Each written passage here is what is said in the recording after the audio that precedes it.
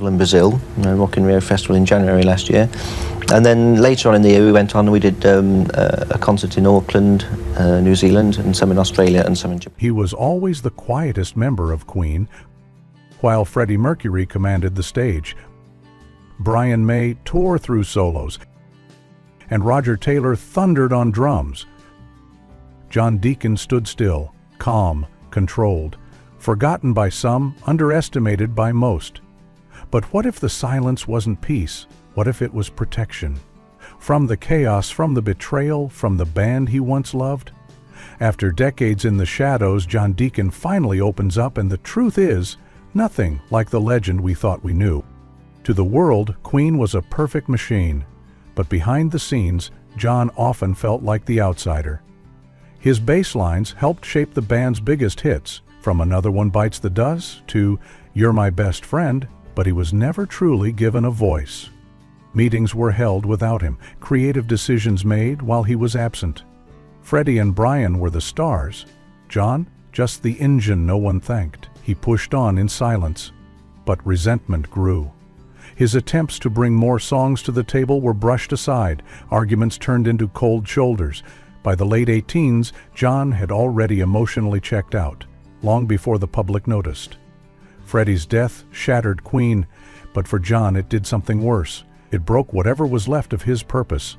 Freddie had been the only one who truly understood him, who defended his ideas in the studio. With him gone, John was left alone in a band that no longer felt like family. The others carried on. Brian and Roger performed tributes, gave interviews, honored Freddie's name. But John disappeared. He didn't want the spotlight. He wanted the truth buried. A truth that he felt had never been fully told. His grief wasn't just for a friend, it was for the band that had betrayed its soul. When Brian and Roger teamed up with Paul Rodgers and the Thousands to tour as Queen, fans were split. But for John Deacon, it felt like a knife to the heart. He saw it as a desecration of everything Queen had ever stood for. Freddie's voice wasn't just irreplaceable, it was sacred. And to see someone else stepping into his shadow felt like watching history be rewritten in front of his eyes. John was livid. Refusing to join was just the beginning. He cut off all contact, isolated himself further. It wasn't just artistic disagreement, it was betrayal. He had stood beside Freddie, believed in preserving what they'd built, but now that legacy was being commercialized, repackaged, sold.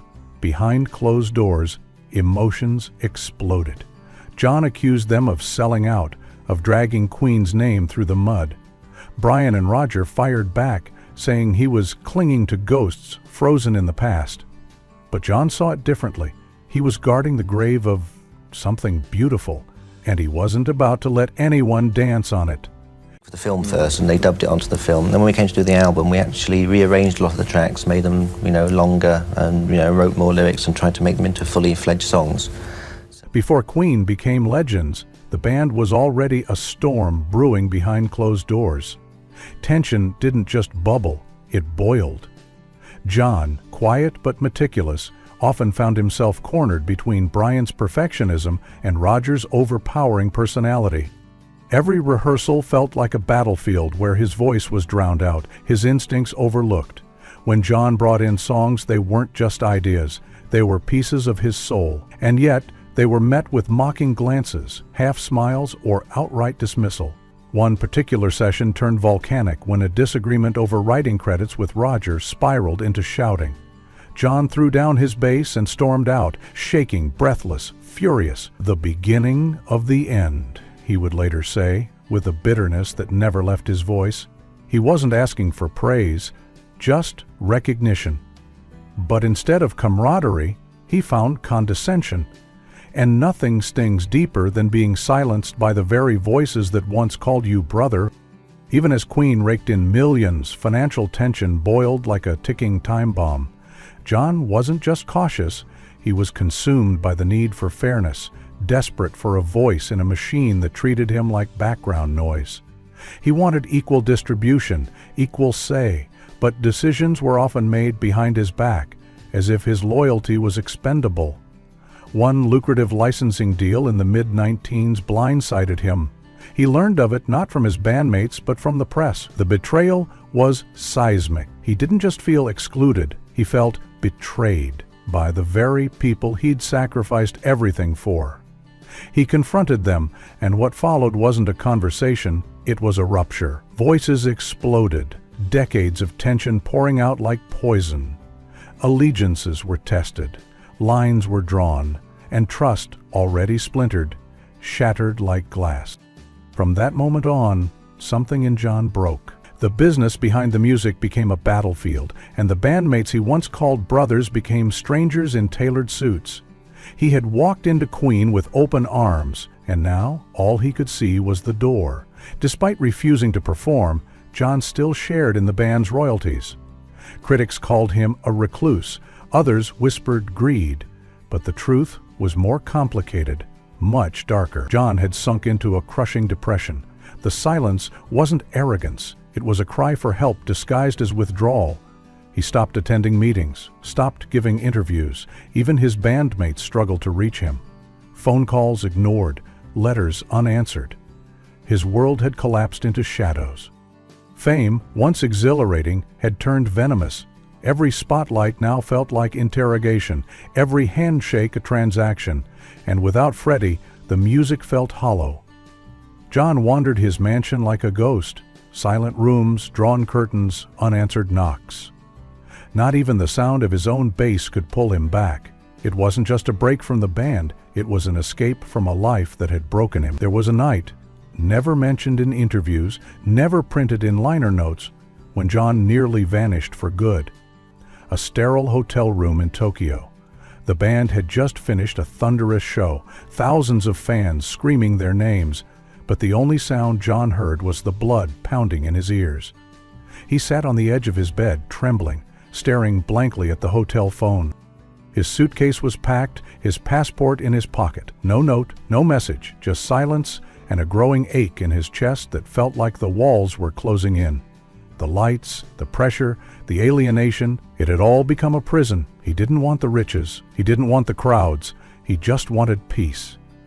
In that moment, Queen didn't feel like a brotherhood. It felt like a machine grinding him down, a machine he no longer wanted to be a part of.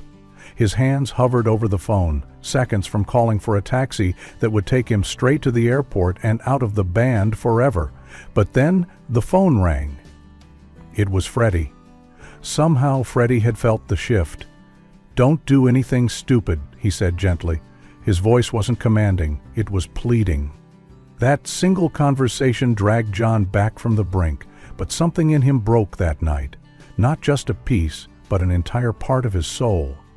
The man who returned to the stage the next day looked the same, played the same, but inside, he had already begun to disappear.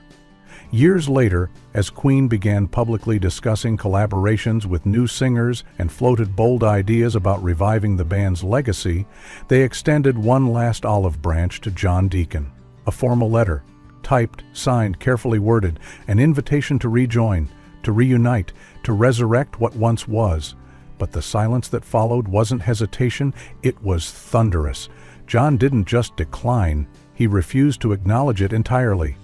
No call, no message, no closure. Friends close to him recall the moment vividly. He stared at the letter for hours, eyes hollow, unmoving. And then, without a word, he tore it in half. Some say he watched the pieces burn in his fireplace like funeral ash. Others say he wept in silence before doing it. Either way, one thing was certain.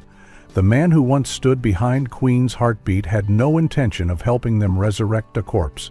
To John, Queen without Freddie was a farce, a betrayal too vile to name. The idea of someone else fronting the band wasn't just offensive, it was sacrilegious. Every attempt to bring him back only deepened the chasm. And that final offer?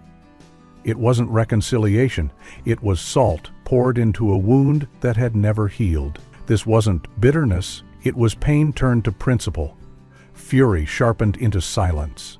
And in refusing to answer, John delivered the loudest scream of his life. Today, John Deacon is both legend and mystery. Fans praise his genius, critics question his retreat. But in the rare moments when he speaks, one thing is clear. His silence was never weakness. It was a scream no one listened to, a desperate echo that went unheard in rooms filled with applause. He wasn't just the quiet one, he was the one who saw it all. The glances behind his back, the choices made without him, the betrayal dressed up as business. He was the ghost in the room, watching the band become something he no longer recognized.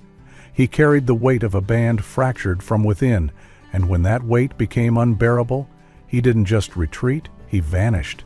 Not out of cowardice, but because his soul had been bruised too many times to keep playing along. And when the truth got too loud, when it threatened to poison what little peace he had left, John didn't argue. He didn't fight. He didn't scream. He walked. Away from the fame, away from the lies, away from the machine that once called itself Queen. He chose silence, not as a retreat, but as a final, thunderous refusal to compromise the last pieces of himself. Because sometimes the real story isn't told by the ones shouting. It's carved into the silence of the one who finally had enough and decided that the only way to be heard was to say nothing at all.